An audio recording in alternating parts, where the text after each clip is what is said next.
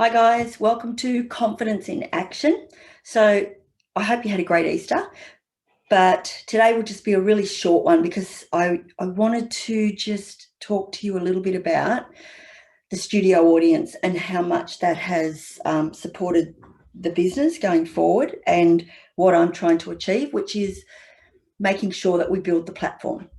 So in saying that, the first thing I wanted to talk to you about was how I got a studio audience. So I think some of you might remember that originally when I did the very first shows that were all about mindset, and there was eight in the series, we did invite a studio audience, but we didn't really know what we were doing then. So we didn't push it. We didn't go in hard to try and get a studio audience.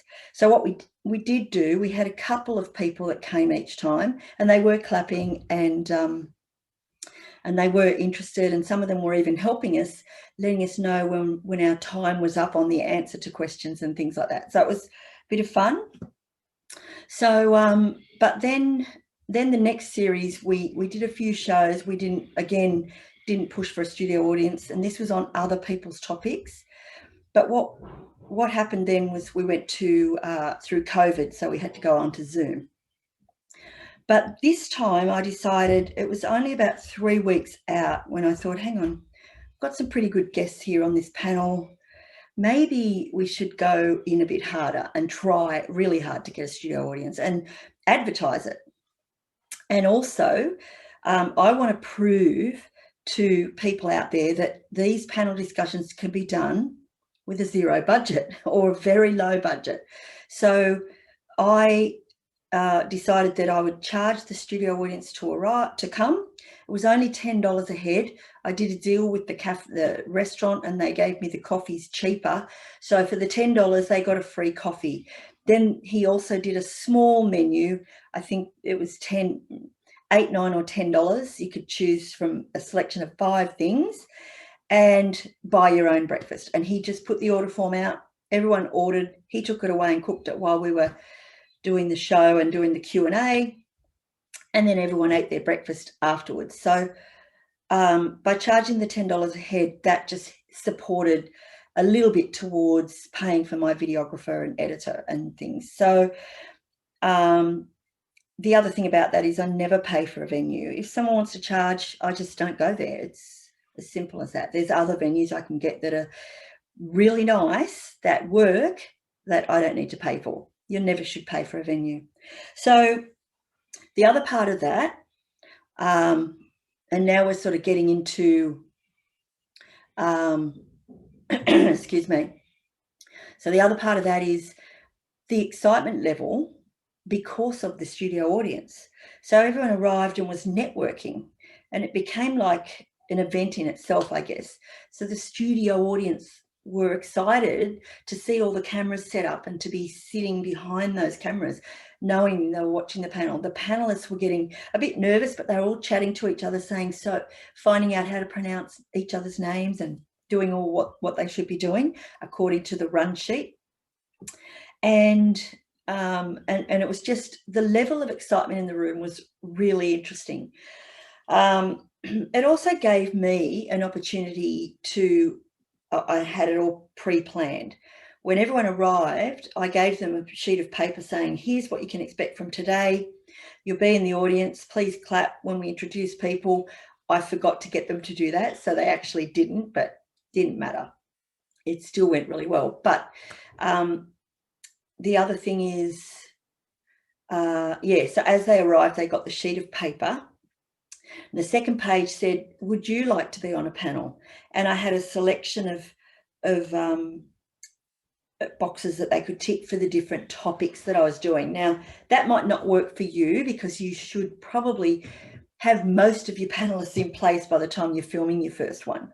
But, you know, you could easily put the word out and say, I've got a spot on a certain show.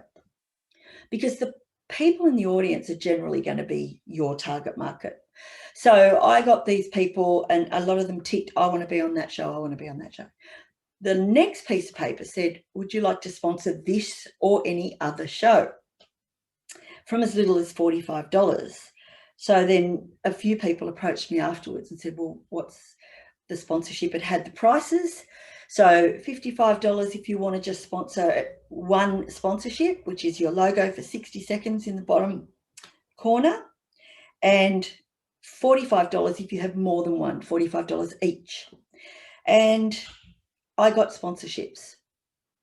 So from that, it was quite amazing that straight afterwards, people approached me. One person actually said, I want to be on this panel if it's available, a specific panel, the finance show, and I want the major sponsorship for that show. Done.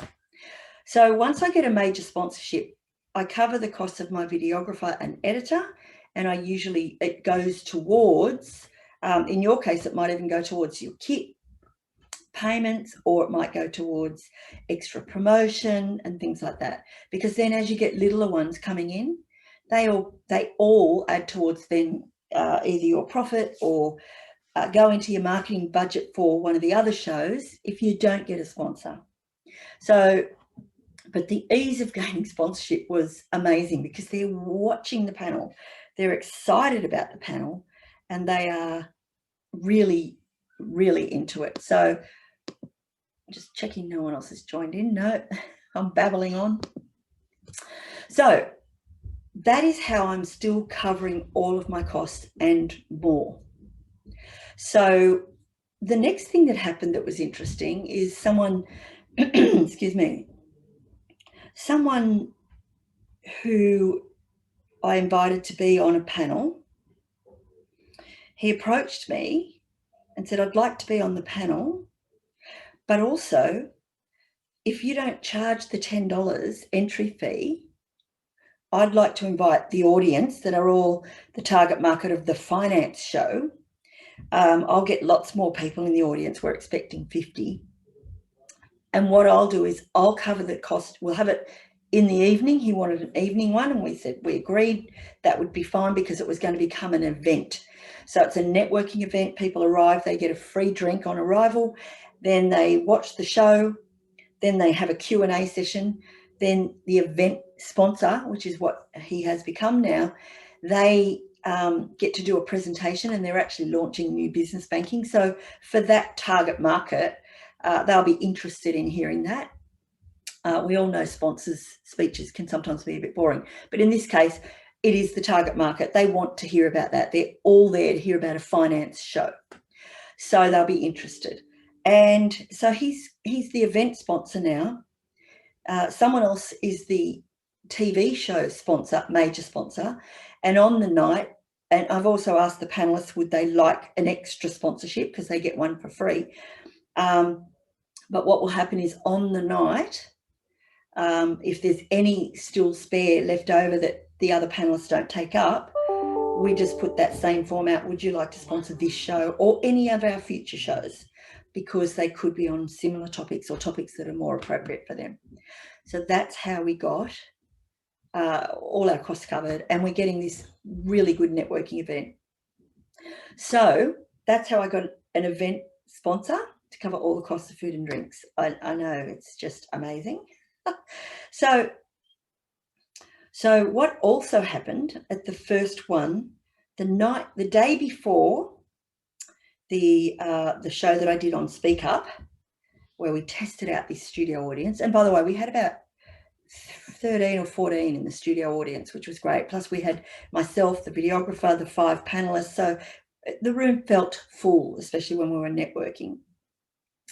So so what we did, or the night before, what I did, or the day before, sorry, I went down to Officeworks and I purchased a square. And I never knew about it. My son mentioned it to me. You can get the square like they use at the markets when they don't have power to run an FPOS machine. They just have the square charged up, works with your phone. So I sat down the night before and I bought my own ticket to the event. So I tried it out. And on my phone, I loaded up the event ticket price, sponsorship if they purchase one small sponsorship at $55, sponsorship if they purchase multiple, so that's at $45, major sponsorship, major sponsorship if they purchase multiple. Didn't expect that to happen anyway. But what happened was, instead of saying to people, oh, can you put the money into my account? I didn't want to set up an event registration for this one. So they all came in and just went, right, one person, $10, tap. All the money straight into my Square account. A day or two later, into my bank account. Oops, knocking it around. So it was really amazing that was happening. People were paying me straight away. After the panel discussion, and people had asked a little bit about the sponsorship, I'd mentioned it when I did my little talk. And during the talk, I got an opportunity also to let them know they have to be quiet during the show and put their coffee cups down quietly. And they were a good audience, so it was really good. But after the show, when they saw how good the panel were and how the discussion was so good, they were all so into it. Two people walked up straight away and went, oh, I want to pay for 2 small sponsorships, paid on the spot. So not only that, but you say, how would you like your invoice? Email, SMS, or whatever it is, and you just click the button and their invoice goes off to them, and that keeps a record for you. So all of that's done for you. So that little square is just brilliant, really easy to set up. If I can do it, anyone can do it. So that was amazing. And then I got, as I said, someone walked up and said, I want the major sponsorship for the finance show and I want to be on the panel.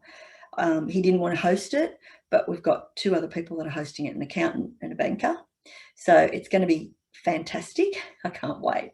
So so that's how I got not only my guests that were arriving and my sponsors to pay on the spot, but also they're invoiced. Everything's done immediately. It was just brilliant.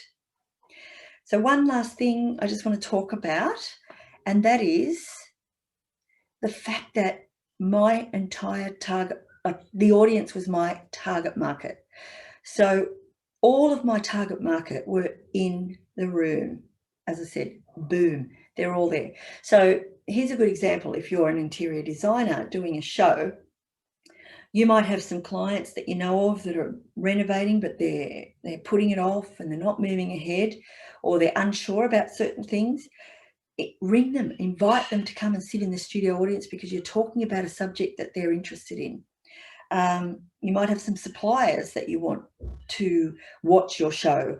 You might have even people that you want to be involved in your business in any way, or just the regular networking people that you might network with, to say to them, you know, who are you going to get to do your design when you renovate, or when you need to upgrade your house, or when you need to redesign, or whatever it might be.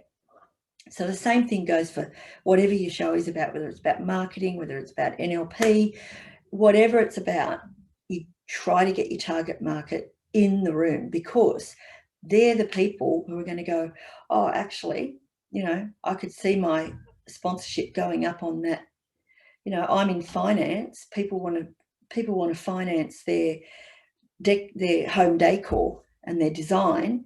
I'll pay for a sponsorship so that my finance, you know, my lending logo comes up on the screen during that show. So try to think carefully about who you can invite, and invite more than you want, of course. But I think I invited about 30 people and got, as I said, about 14, 15. So that's not too bad. So go for it. Try and get your target audience in the room. And you know who that is better than I do, but I was just giving an example. For me, my target audience is all of those people, because, as I said, some of them straight away said, I want to be on a show. Some of them straight away sponsored. But I'm looking for people to buy the media production kit. So for me, so far, everyone that's a client has been on a panel discussion, because they understand it. They understand the excitement of sitting on a panel. They understand the importance of getting yourself out there, being heard. And when you watch the Speak Up show, which comes out tomorrow, you will see why it's so important to speak up. And I think so did the audience that were watching that show. That's why they started saying, yeah, I'd like to be on a panel. So when your show goes out, people are going to see the same thing, the excitement of it. But for me, I think I'll just cut that bit out because I went off track a bit there. What I'm saying is my target audience are people that get on a panel and people that may even just be sitting in the audience watching a panel, because then they go, oh, I could do that. I want to speak up. I want to get up there and tell my story and talk about my business and get my other experts, people that I align with, on a panel with me so that I can look like the expert. And that's what people have done so far. They've bought the kit. Now it's scary. And I know some of my clients are, there's all sorts of reasons, but there is probably that whole, I'm not ready. And I need to get it just right. And I need to get the right panelists. But ultimately, until you start and set your times and set your dates, it's never going to happen. So you've just got to put it down in writing. What date are you starting your filming? What date are you going to air? That's as simple as that. It's not going to happen until you put those dates down. And when you do, it'll all happen. So my target audience, as I said, I've already got some people interested in having being on panels, in sponsoring. So I was never going to do this and stand there and try to sell the kit to these audiences. That's not what it's about. It's about getting them onto panels and getting them into audiences. And then they're the people that I can go back to later. It may be 6 months down the track, but I'll be able to say, you should have your own show. You should really get the kit and get going. And as you know, because of COVID, we really have nothing to gauge whether or not we've gone slower than we would have. But I'm pretty sure COVID slowed us down probably by about a year, but because people were not willing to move ahead. But I think ultimately the business is moving along nicely and people are interested, and I'm getting people interested in kits already. And you may have seen some of my walkie-talkies.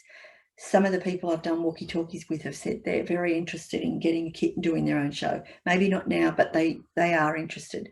And I think once they get onto a panel as well, then they become more interested. And I think I might have another client by tomorrow. So if it hadn't been Easter, maybe it would have been today. But so that's it for me. That's how I got my target, my studio audience, how they were my target audience, and the excitement level that it built, and how I'm still not paying any money to do these shows. And they're really exciting. So hopefully you'll be able to join in and do something similar for yourself with your own target market and get it all going. See you next time. Bye.